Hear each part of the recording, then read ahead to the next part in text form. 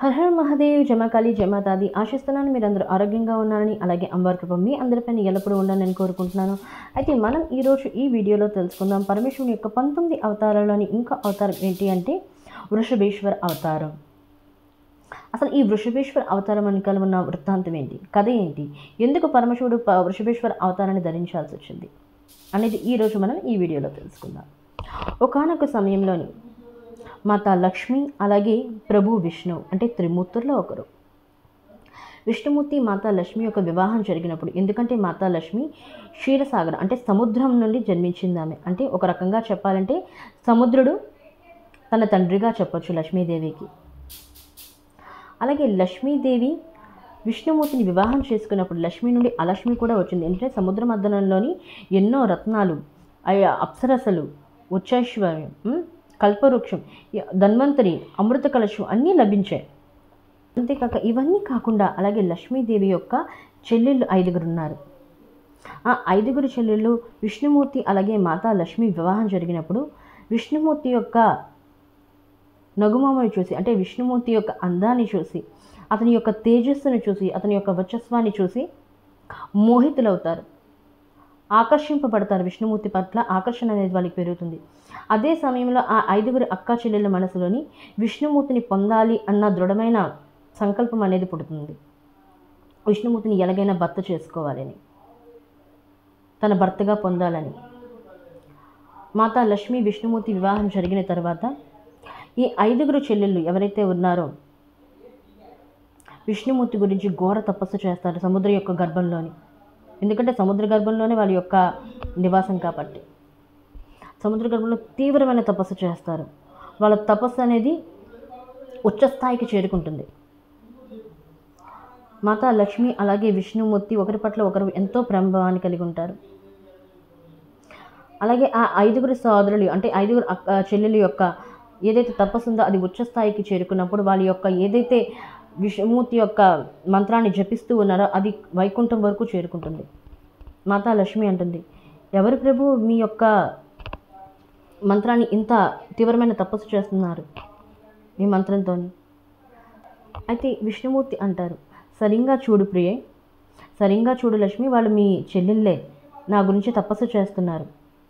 అయితే మాతా లక్ష్మి అంటుంది, అయితే నా చెల్లెళ్ళు ఏదైతే తపస్సు చేస్తున్నారో, ఏ వరం కావాలని తపస్సు చేస్తున్నారో వాళ్ళ యొక్క తపస్సు సంపూర్ణమయ్యే సమయం వచ్చింది ప్రభు, మీరు వెళ్ళి వాళ్ళకి వరదానాన్ని ఇవ్వండి, వాళ్ళు ఏం కోరుకుంటున్నారో వాళ్ళకి ఇవ్వండి అని చెప్తారు లక్ష్మీదేవి. అయితే విష్ణుమూర్తి అంటారు, వెళ్ళక తప్పదా అని.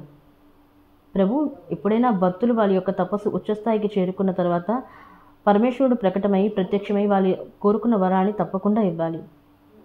ఎందుకంటే వాళ్ళు వాళ్ళ కర్మ చేశారు కాబట్టి వాళ్ళకి కర్మకు సంబంధించిన ప్రతిఫలితాన్ని తప్పకుండా ఇవ్వాలని మాతా లక్ష్మి అంటుంది విష్ణుమూర్తితో.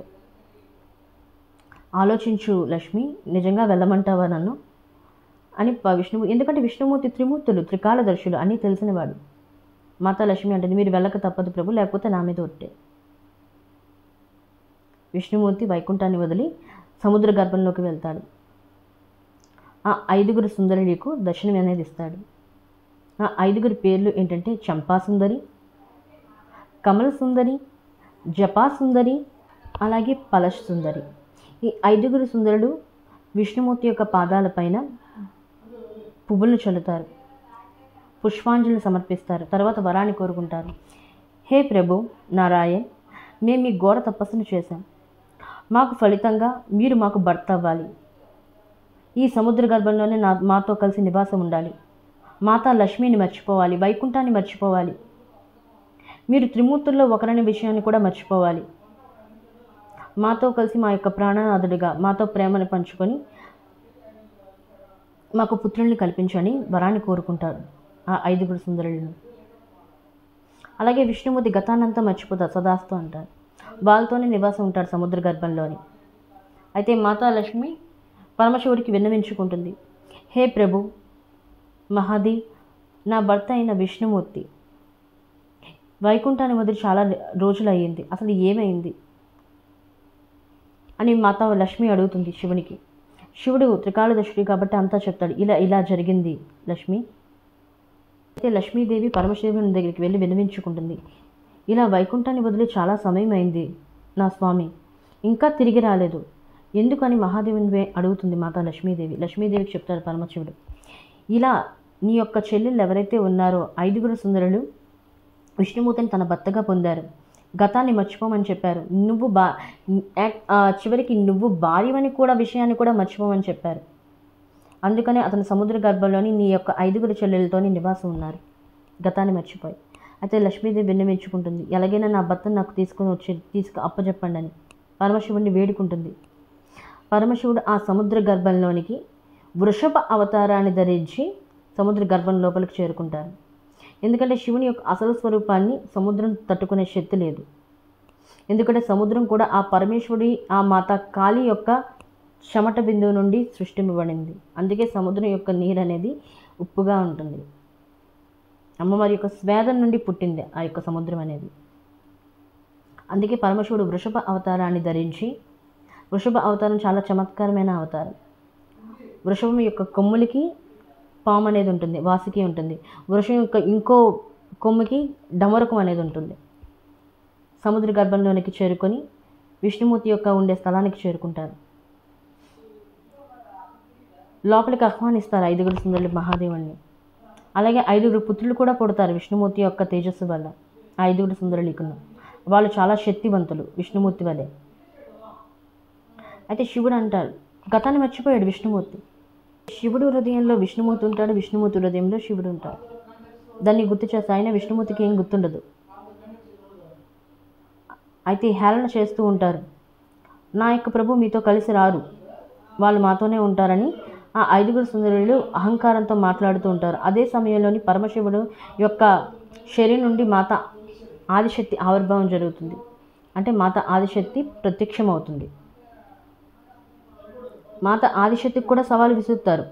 అహంకారం పతనానికి కారణం. అహంకారం అనేది పెరిగిపోతుంది. 5 సుందరులు విష్ణుమూర్తిని భర్తగా పొందారని, త్రిమూర్తుల్లో ఒకరని.